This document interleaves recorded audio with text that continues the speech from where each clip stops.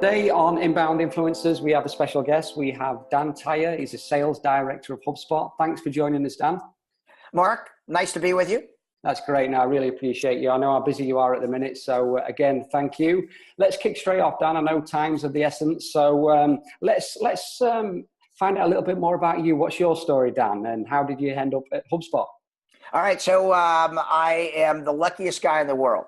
I have been married for 28 years. I got two beautiful kids. I live in Scottsdale, Arizona, here in the United States.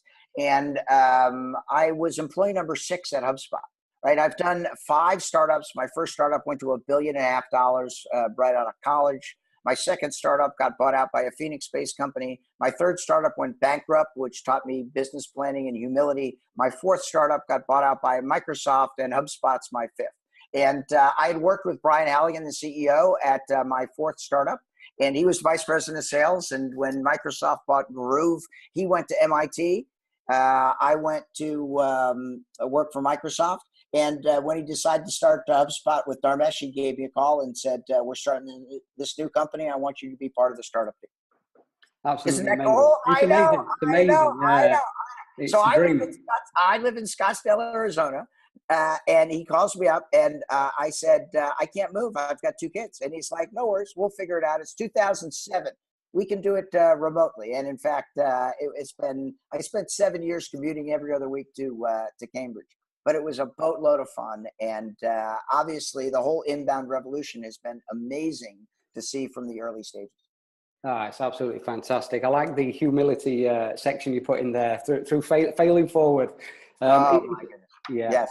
A lot of failure. Yeah. In fact, a lot of times when I'm speaking, people say, all right, that's the headlines, right? But in the twists and turns of all the stuff that I've done, there's tons of times when things didn't quite work out, right? Within HubSpot in certain programs and before that.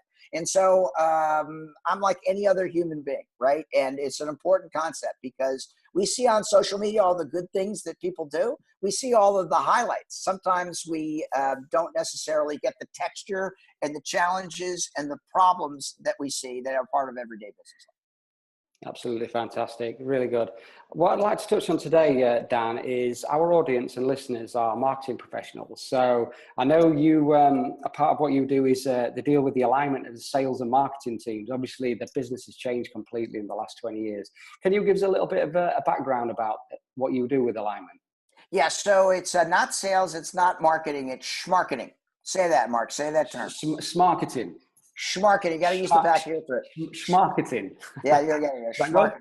Great. I invented that term in 2007 with the CMO of HubSpot. And what we were trying to convey is that sales and marketing as separate silos has been around for like 50 years. It's a holdover from like the 1980s or something, right? And in today's world, that alignment becomes super important, right? Because marketing is more important than ever. In fact, I was doing a public presentation yesterday, and from the stage, I said, how many CEOs in the audience? And there was like 20%. I said, if you have more than 10 people in your sales organization, you should go back to your office and fire the 2 least productive salespeople, give all the money to marketing. And wow. Some lady was standing up there, going, that's great. I go, they're not going to make it anyway. They're not going to hit their quota. They're not taking it seriously. There's somebody cousin or something like that. That's the only reason they're there. And they're not really adding value. I go, marketing people, if you're not practicing inbound marketing, you've got to take a good look at your organization because your database will atrophy 22 to 27% per year. And unless you're getting the net new leads that you get with inbound marketing, it's going to be very, very hard. And I said, salespeople, if you're not getting inbound leads, quit, right? Oh my goodness, inbound leads will change your life if you're doing cold calling. And I asked from the stage, how many people are doing cold calling? Yesterday, the first time, a guy in the front row raised his hand. And it turned out he wasn't really doing cold calling. He was doing warm calling. But usually it's the guys in the back of the audience who say, no, I do a little cold calling. And I'm like, does that make sense? And they're going, not really, but I don't have any other choice. What am I going to do? I got to hit my quota, right? And the whole idea is now marketing is more important than sales. If marketing can bring those leads into the website and give them to the salespeople, you're going to have a much better outcome. Yeah, totally agree, Dan. Some challenges we've had is we've got some fantastic clients with a fantastic sales teams. A lot of these guys have been in the game 20 to 30 years, and it's just getting their mindset to change from the outbound marketing to inbound. What challenges have you seen? So they're typically male. They're typically 40, 50, 60 years old. They got their hands crossed. They've got a real issue, which is they want to make sure they're responsible for hitting their number, right? And so they don't want to change. They don't quite trust the new way of marketing managed leads. Sometimes they want to talk to everybody and call all the leads, right? In most cases, we can make the, after running the analytics for a few months, you can make the intelligent decision that it's better off not talking to those folks because it's somewhat of a waste of time for your salespeople. Right. But you can also start grading leads so that you can see the efficacy of your salespeople and whether they're closing SQLs and MQLs. The suggestions I give to marketing people when they're trying to align with sales is to bring free gifts. Right. And so sometimes that's the HubSpot CRM. Sometimes it's the HubSpot Sales Pro. Sometimes it's the growth bot, right? The artificial intelligence that HubSpot has created and put it out. Sometimes it's the inbound sales certification, right? Which is a free certification by HubSpot that provides a understanding of the philosophy of why you should be helping. It will teach people how to manage like the new ways of engagement in the 21st century. There's typically going to be a little bit of friction there. But anytime a marketer goes to a salesperson and says, what's your quota? I asked yesterday how many marketers knew what their sales team's quota was. It was a very small percentage.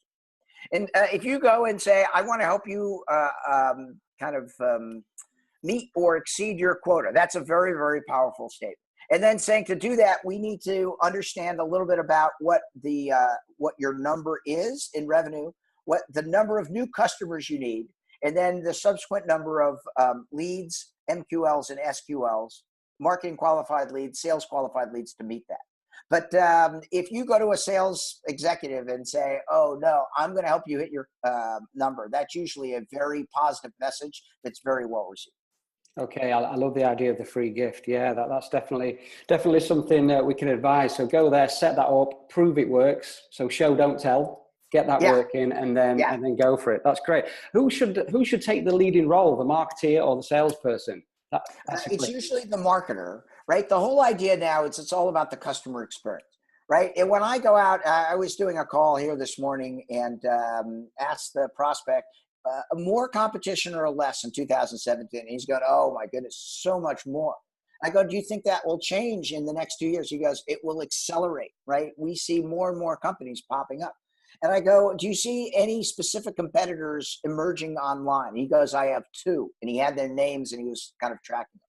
And so the key differential in 2017 is not necessarily your product or service. It's the effect of your customer experience, right? And so that requires that your marketing people have the right statistic, your salespeople have the right information. Right, Mark, you're familiar with lead intelligence in HubSpot, where a salesperson can see the time somebody's come to a website, what pages they have, that kind of stuff? Absolutely. We've got all this rigged up and we've done it for our customers as well. So fully aware of that, Dan. And can you imagine a salesperson that doesn't have lead intelligence? Yes, it's crazy. It's crazy. So this guy, I know this marketer was super smart. He said, I need to bring lead intelligence to my sales organization. He said today they only know one thing about the lead. That's where it came from, which aggregated site. They don't know what the person is interested in. They don't know their background, how many times they've been to the website. I go, that's like selling with duct tape over your mouth. Right? There's just no way that you can be effective unless you have that deep data information. And of course, 10 years ago, it didn't exist. In 2017, it's there and required for people to utilize.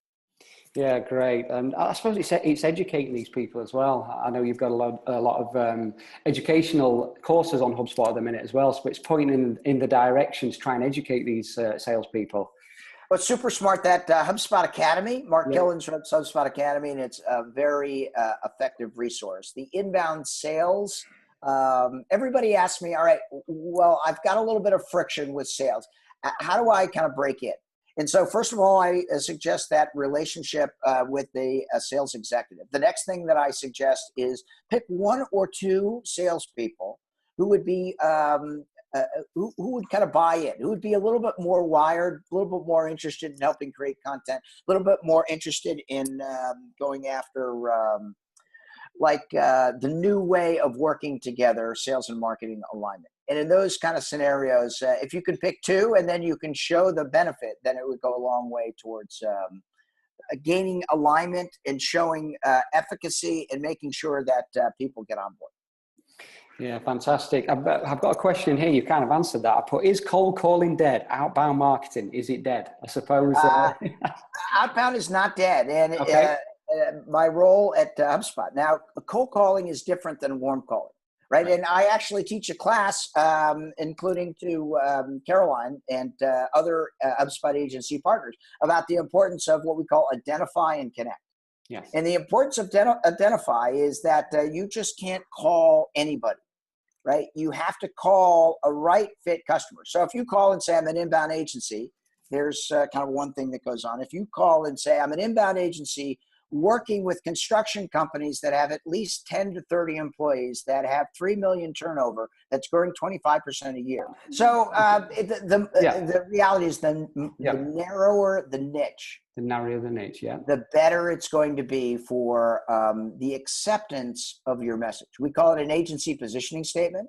Okay. Right. And many people think I want a broad target market that I go after. But in 2017, with all of that competition, a more succinct target market that shows more specificity in regard to who you're trying to help will yield a better result. So you can say, hey, we work with inbound, or you can say we work with inbound in the construction industry with companies that have at least 10 employees that are growing 25% a year that want to leverage their website.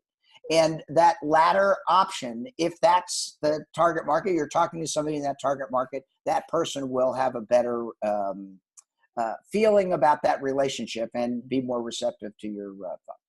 I totally agree, Dan. That's a shift we made probably 7 months ago. We was kind of a jack of all. We did the SEO, PPC, design. We are full on 100% inbound HubSpot agency now. We made that shift, and since doing that, we've accelerated. So that proves your theory with us anyway. So I love it. Yeah, so it's great. Thank you.